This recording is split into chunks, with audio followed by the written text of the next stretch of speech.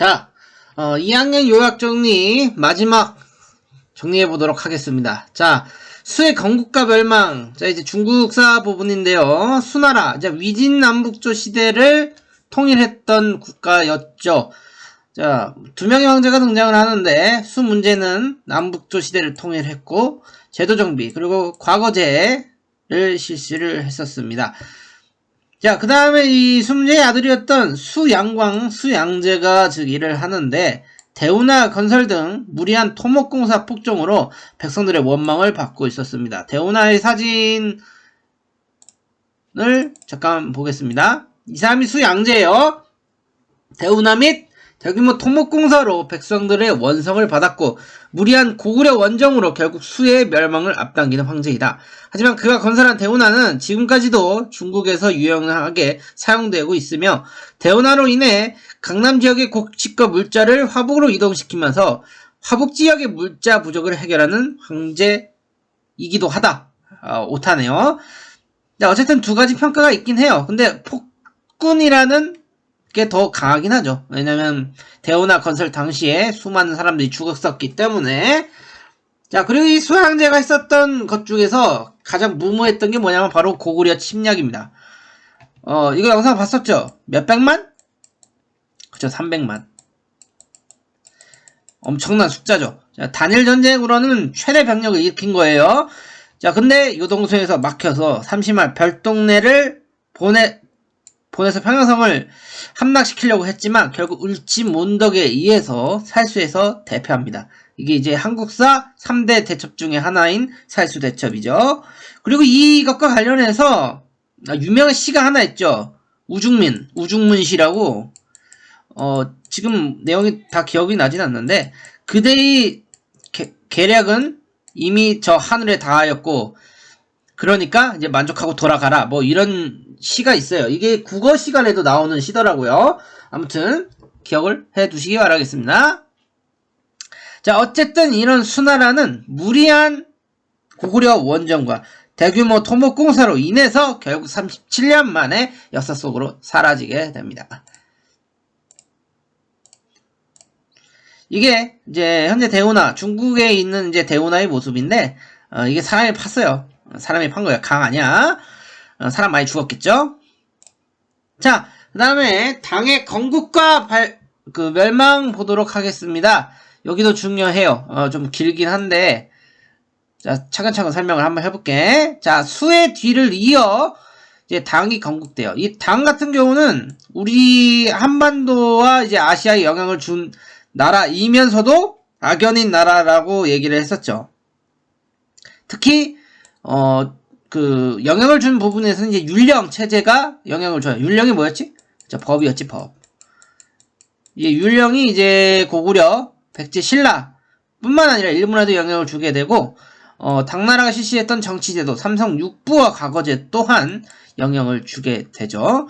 자, 그리고 여기 이제 당나라의 제도 이제 세 가지가 나오는데, 요 제도 헷갈리기 쉽겠지? 전에도 이야기했었지만, 잘 구분해서 이해를 하셔야 됩니다. 요거 그림 다시 한번 볼게요.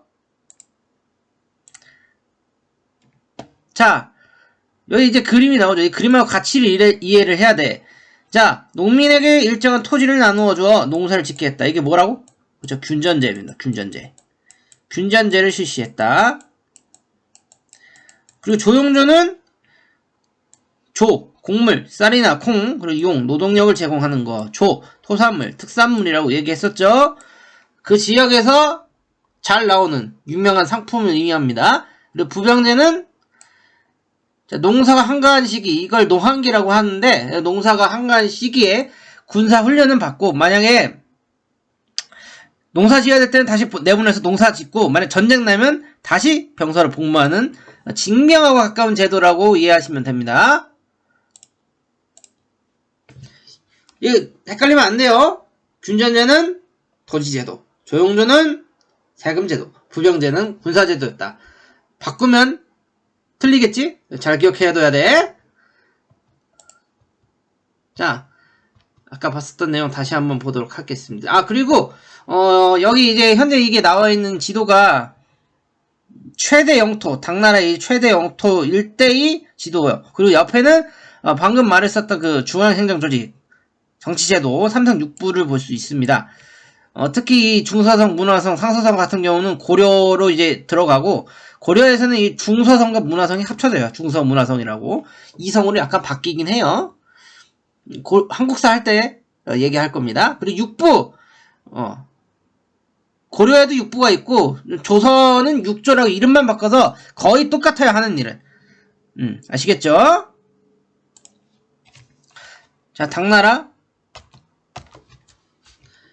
자, 이어서 볼게요. 자, 균전제, 조용조, 부병제 여기까지 했어요. 자, 그렇다면 황제에 대해서 잠깐 살펴볼게요.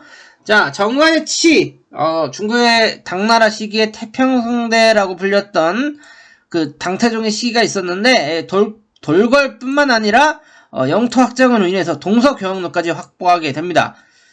물론 그냥 여기까지 했으면 딱 좋았을 텐데 괜히 고구려 침략했다가 안시성 전투에서 패배했었죠. 영상 보여줬었죠. 뭐 쌓았다고? 자, 토산 쌓았죠. 토산이 근데 폭삭 내려앉아 버렸어요. 자, 그래서 졌다라는 것까지 설명했습니다. 자, 그의 아들이었던 당태종의 아들이었던 당고종은 비단길을 따라서 이슬람과 교류를 했었고요. 비단길이라고 한다면은 요렇게 가는 길목을 생각하시면 돼요. 이 이슬람 쪽으로 가는 길목.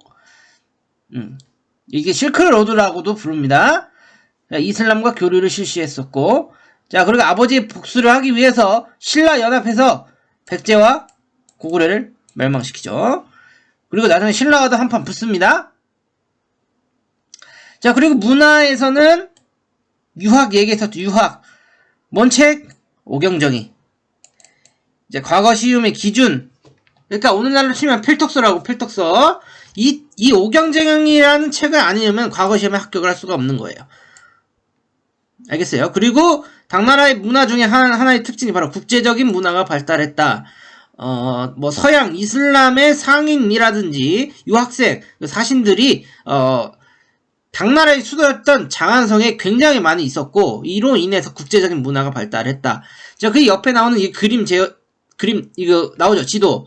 자, 이거 딱 보면은 이 가가 어느 나라인 걸 알아야 되겠어. 그쵸, 당이라는 걸 알아야 돼. 당이라는 걸 알아야 돼. 네, 분명히 얘기했어요. 당이라는 걸 알아야 된다고. 자, 어쨌든 이런 동아시아 최강국을 불렸던 당나라도 결국 안사의 난으로 쇠퇴하게 됩니다. 이게 알록산 사사명의 난이라고 했었죠. 이 사람이 뭔 출신이라고? 절도사 출신이야.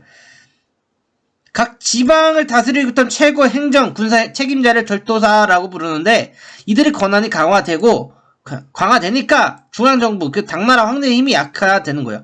이런 와중에 이제 강남 지역에서 황소라는 사람이 난을 일으키게 되고, 결국 이제 당나라는 이제 멸망의 길을 가게 되죠. 결국 최종적으로 절도사에 의해서 멸망을 당하게 됩니다. 자, 당나라가 멸망한 뒤에는 이제 5대 10국의 시대가 시작이 되는데, 이 5대 10국 뭐 그렇게 중요하진 않아요. 어쨌든 이 5대 10국을 통일한 것은 바로 송나라입니다. 송나라. 자, 5대 10국을 통일했던 송태수 조광윤의 정책도 잘 기억을 해 두셔야 됩니다. 자, 5대 10국을 통일하고, 그리고 뭘 하느냐? 과거제를 정비합니다. 개혁하는데, 황제가 직접 관리를 선발하게 돼요. 이거 설명했었지. 이제 다른 뭐 책임자에게 맡기는 게 아니라 황제가 모든 과거를 주관한다라는 그런 의미예요. 내 사람은 내가 뽑겠다 라는 겁니다. 자, 이로 인해서 사대부가 성장해요. 사대부. 여기다 안 적어놨었는데 옆에다 잠깐 적으세요. 결국 과거제 정비로 인해서 사대부가 성장합니다. 사대부 성장. 자, 그리고 절도사를 약화시켜. 왜냐면은 이 송태조 조광도 절도사 출신이에요. 이제 절도사가 이제 통일을 한 거잖아. 그러니까 무엇보다도 절도사가 황제권에 얼마나 위협이 되는지 잘 알고 있었어. 자, 그렇기 때문에 이들의 힘을 약화시키고 이들이 가지고 있던 군사권을 황제가 가져옵니다. 그러니까 군대를 황제 직속으로 편성했어. 그러니까 군대 지휘할 수 있는 사람은 오직 황제밖에 없는 거야. 혹은 황제가 임명한 사람에게 의해서만 움직일 수 있는 거예요. 군대가. 중요하에. 자, 그리고 문치주의. 문관을 우대하기 시작했다. 여기서도 사대부가 성장을 해. 문관 뭐라고? 어떤 업무를 했던 사람이라고요? 그렇죠. 행정이나 사무 업무를 했던 사람이죠. 이 문치주의를 실시하면은 문관만 우대하면 좋은데 이게 어떻게 보니까 무관을 차별하는 형상이 발생해요. 무관, 군인이죠. 자, 그로 인해서 누가 무관하려고 했어. 자꾸 무시받고 그러는데. 그러니까 군사력이 약화돼. 자, 군사력이 약화되면은 이 주변 민족, 주변에 있었던 유목 민족들이 아싸, 나이스 하고 이제 송나라를 침입해 오겠지. 북방민족 혹은 유목 민족이라고도 부릅니다. 이런 유목 민족은 거란, 여진 등이 있는데 잠깐 뒤에 내용 보면서 설명하겠습니다.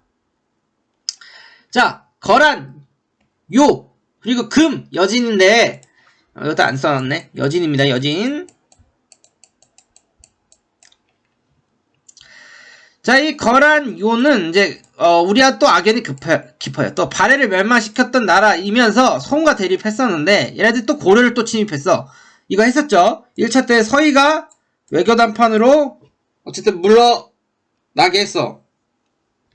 그리고 2차 때는 우리가 개경까지 함락단을 수모를 겪어요. 이제 개경이 이제 고려의 수도잖아요. 이제 그때 어쨌든 흥화진 전투에서 얘네들을 거란군을 좀 괴롭히긴 합니다. 그리고 마지막 3차에서 강화천의 기주대첩에서 대승을 거두게 되죠. 고려가. 이 이후에 거란은 두 번 다시 고려를 침입하지 않아요. 자, 그 다음에 거란의 통치제도를 잠깐 살펴볼 텐데 이것도 수업 시간 내가 얘기를 안 했더라고. 이거 빼먹었어. 이거 중요한 부분인데 이원적, 이중적 통치 방식을 가지고 있습니다. 뭔 소리냐? 한족. 그러니까 이 거란이 원래 유목민족이잖아요. 유목민족이 있으면은 이때 쳐들어오면서 지배했던 중국 원래 민족들이 있었을 거 아니야. 다수의 한족들은 9년제로 다스리고 자신의 부족, 그러니까 거란족이지. 거란족들은 고유의 부족제로 나눠서 다스렸다고. 그러니까 따로 통치제도를 마련했다라는 얘기입니다. 그러니까 나라의 제도가 두 개였다고, 다스리는 방식이. 이거 금나라도 똑같아요.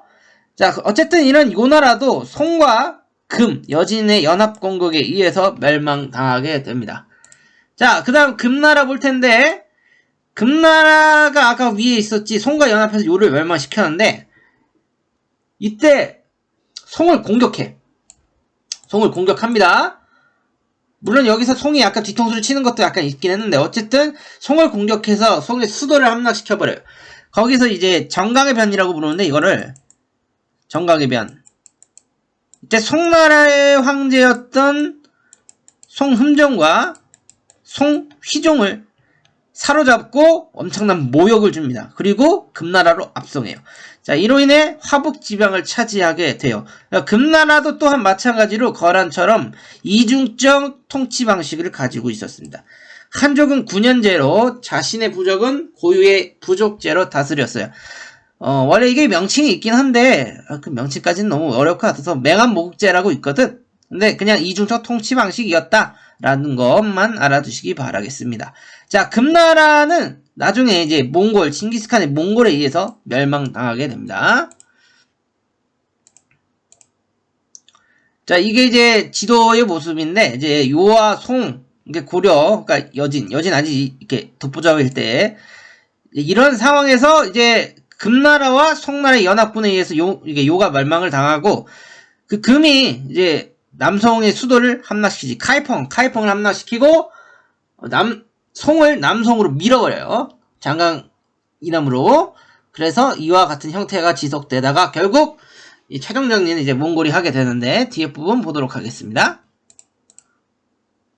자, 몽골 제국까지 여기까지가 시험범입니다. 자, 몽골 제국을 만들었던 몽골 부족을 통합했던 사람은 바로 유명한 그 칭기스칸이죠. 칭기스칸에 의해서 몽골 부족이 통합이 되게 됩니다. 이후 중앙아시아 서하를 정복하고 나중에 이제 칭기스칸 사후에는 금나라를 완전히 멸망시켜 그 다음에 유럽까지 진격을 하게 되죠. 그 다음에 이슬람의 아바스 왕족까지 정복하게 되고 그러니까 동아시아에서 유럽의 이런 대제국으로 발전합니다. 특히 유럽을 공격할 때 유럽 기사들이 얘네들이 너무 현찮게 오니까 막 말도 작은 거 몰고 오고 뭐 갑옷도 아니고 막 이상한 투구 같은 거 쓰고 그러니까 무시하다가 개박살 나거든요. 동해역군이. 이때 근데 이제 만약에 이제 오고타이 칸이 죽지 않았으면은 서력도 어떻게 될지 몰라요. 운이 좋았지. 오고타이 칸이 죽었기 때문에 이때 유럽 서정군이 후퇴를 하게 돼서, 그러니까 서유럽이 멀쩡했었던 거야. 자, 이렇게 아무튼 동아시아에서 동유럽에 이른 대제국으로 건설이 되게 됩니다. 자, 그 이후 4대 칸이었던 쿠빌라이 칸.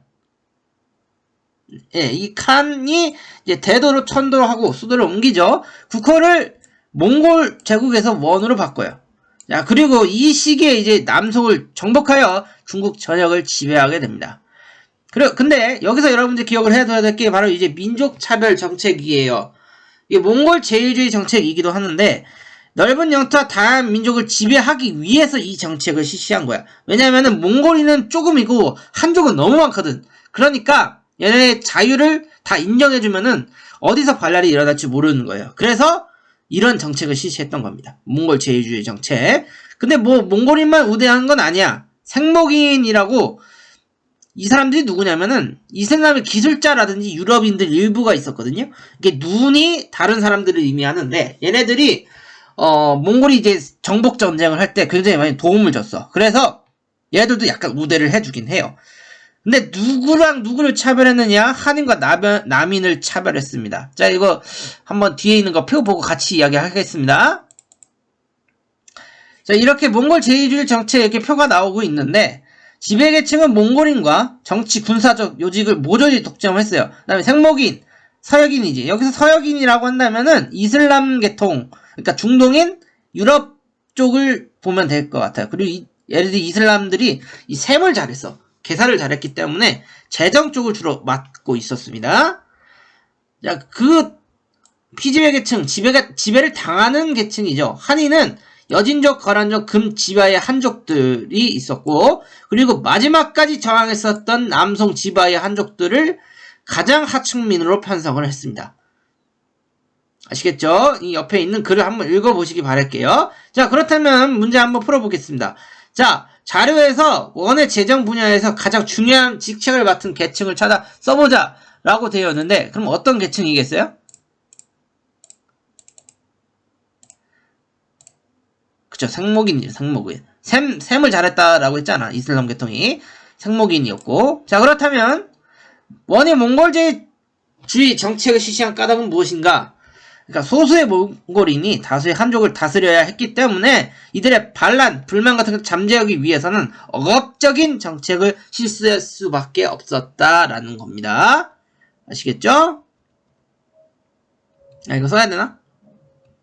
잠깐 쓰세요.